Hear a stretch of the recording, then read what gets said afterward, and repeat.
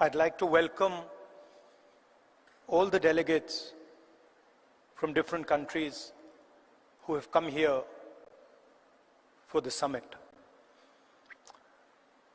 I'd also like to begin by thanking you for standing in solidarity with us against what happened in Kashmir a few days ago. I apologize.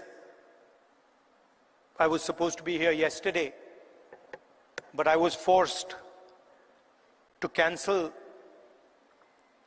my visit here yesterday because I had to go to Kashmir and meet some of the injured people. I'd also like to thank Revant Reddy ji and the Telangana government for hosting this wonderful summit.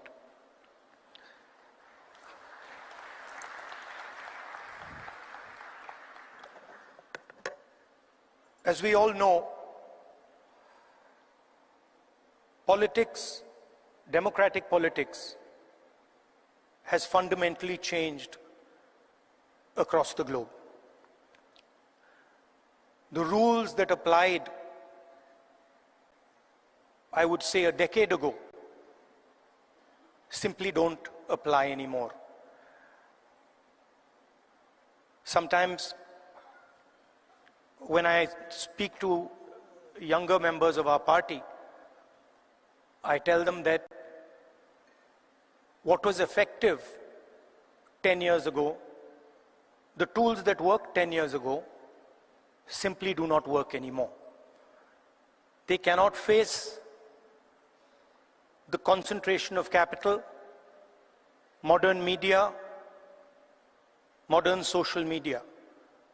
And so, in a sense,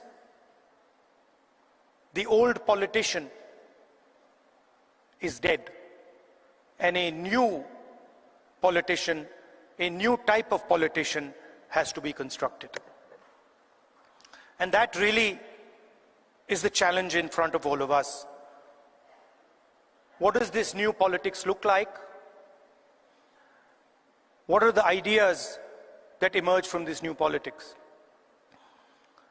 I'm sure you've had a deep discussion about policies, about how we should think about education, how we should think about regaining the democratic space, how we should think about healthcare. And each one of us has a particular view on that. So I'm not going to delve too much into the policy positions. I'm going to talk about what I think is the correct lens with which to approach our politics. Some years ago, we in the Congress party felt completely trapped and isolated. This new politics, aggressive politics, a politics where the opposition is not talked to, but the idea is to crush the opposition. And we found that all our avenues were compromised. The media, the general atmosphere did not allow us to operate the way we would like. And so, we reached back into our history and we decided to walk from Kanyakumari, which is one of the southernmost parts of our country, all the way to Kashmir, where I was yesterday. And I'd like to tell you a little bit about what I and some of my colleagues discovered on that journey. It's not a small walk, 4,000 kilometers. And I don't think we understood quite what we had taken on when we began it. But once we began, there was no way backwards. So we just carried on walking right to the end. And I essentially learned two things from that walk. Our opposition across the world has a monopoly on anger, fear, and hatred. And there's no way that we are ever going to be able to compete with them on anger, fear, and hatred. They are going to outdo us, outmaneuver us, and beat us every single time when it comes to fear, anger, and hatred. So the question is, where and how do we operate? Where are the spaces where we have the advantage? Where are the spaces from which we can build a counter narrative? So the walk started in Kanyakumari, and slowly as it progressed, more and more people started to join this walk. And within 10-15 days, walk would start at 6 in the morning, and we would have thousands and thousands and thousands of people walking with us, pushing us, people trying to come in. And it was something to see. My job was walking and listening to people. And the one rule we had was that anybody, regardless of who he is, who she is, should be able to come to the center of where we were walking and have a conversation with me or the other leaders there. And so we followed this rule rigorously. As we walked, we talked and walked and talked and walked. I suddenly found that it became harder and harder to speak.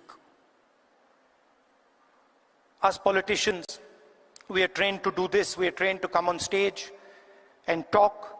We are trained to tell people what we think. We are trained to think about the future. But while I was walking, the number of people who were coming to me made that impossible. And so I started to listen. And I realized, halfway through that walk, I realized that actually I had never ever listened before. And in fact, I didn't know how to listen. I knew how to speak, I knew how to think, but I didn't actually know how to listen to people. What do I mean by that? Whenever somebody was speaking to me, I would have a conversation going on in my mind. I would be listening, and at the same time, I would be talking. Relatively quickly into the yatra, the talking completely stopped. And all I was doing was listening to the people who were coming next to me. And I discovered that there is a completely different way of communicating with people, a much more powerful way of communicating. And that way involves me or us becoming completely silent and listening deeply to exactly what it is they're trying to say. I'll give you an example. The one that really struck me. We were walking. It was early morning, it was still dark. And this woman came running towards me, and she held my hand. And the moment she held my hand, I felt fear in her hand. I didn't say anything. And I asked her, "What's happened?" And then she started. And she said to me, I've come here to walk, but I have to go back. I have to go back quickly. I said, "Why?" She said, "Because my husband is beating me.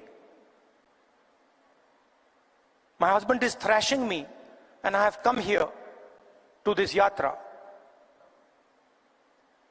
And then I said to her, I said, what do you want me to do? And she looked at me, she says, I don't want you to do anything. I just want you to know that this is happening to me. And the moment she said that, her hand completely relaxed. And I realized that it was as important for her to be heard, for me to understand and us to understand exactly what it was that she was going through. That was as important as any action we could take. And in 1 second, she transmitted to me what millions and millions of women go through in their homes.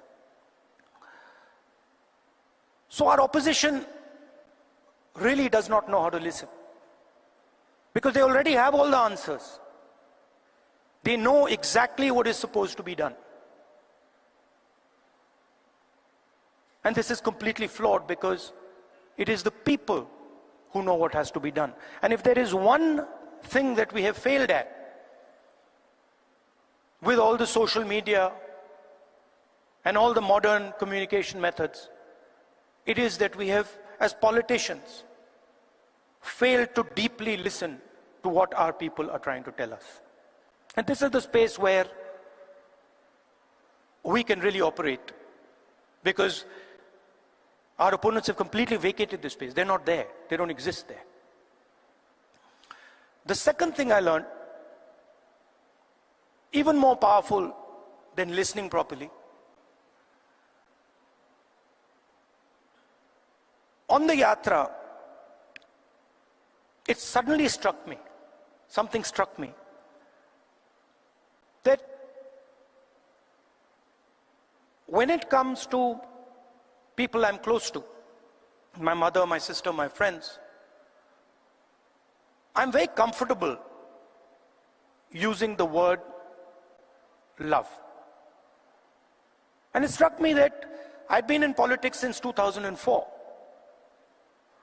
And I never ever used or expressed love to anybody. So I was saying to people that I want to help you. I was working hard to help people, but I was not expressing the reason I was working. And so on the yatra, I started to do so. Little girl came up to me running, and she said, "Uncle, I love you." And I was like, that's interesting. Why have I never said this before? Why have I never used this narrative that is the central narrative and the reason for what I do? And so I started. I would listen, and then I would use the frame of love and affection, and I would tell people that, you know, I love you very much. And something quite amazing started to happen. Till the yatra, I never used the frame of love, and nobody else used the frame of love. So I didn't have people coming up to me and saying, "I love you." And since I started using the frame of love, since I started saying to people these sort of uncomfortable words, that listen, I love you, and that's why I do what I do, that's why I work, suddenly they started to respond. And today, in public meetings, on the street, people will stop me and say, "We love you, I love you."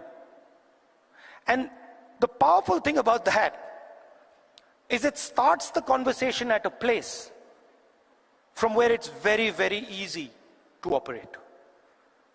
Often we think that we are going to connect to people indirectly through policy, through the future. We'll help you with your children's education. We'll help you with finance. And there's a place for that. But there is also a way to connect directly to the persons present. Directly saying to them that the reason I'm standing here and the reason I'm doing what I do is because I have affection, love and affection for you. And it has completely changed my politics. It has made my life so much easier. It has made my ability to connect with people so much easier, I cannot tell you. On the yatra, we got a slogan.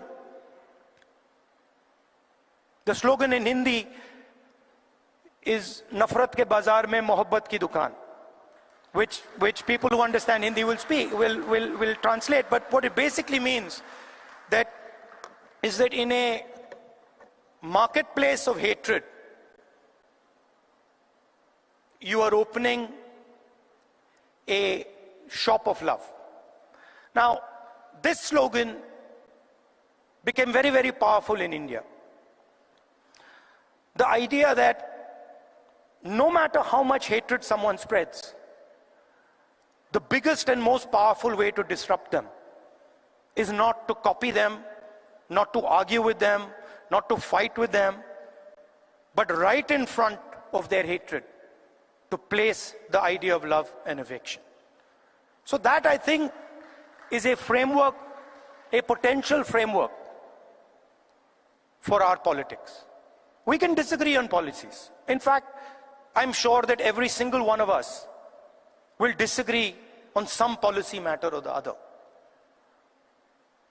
But the lens we use, we can all agree on. Their lens is hatred. Their lens is fear. Their lens is anger. Fear leads to anger. Ossified anger is hatred. And our lens should be that which cuts their lens. Our lens should be love. Our lens should be affection. And our lens should be listening to the wishes and the will of the people we are supposed to represent. I'd like to thank all of you for coming here. It's an honor for me to listen to what you're saying, to work with you. And I'm confident that this summit will generate the ideas that we need to build a new politics in India and the rest of the world. Thank you very much.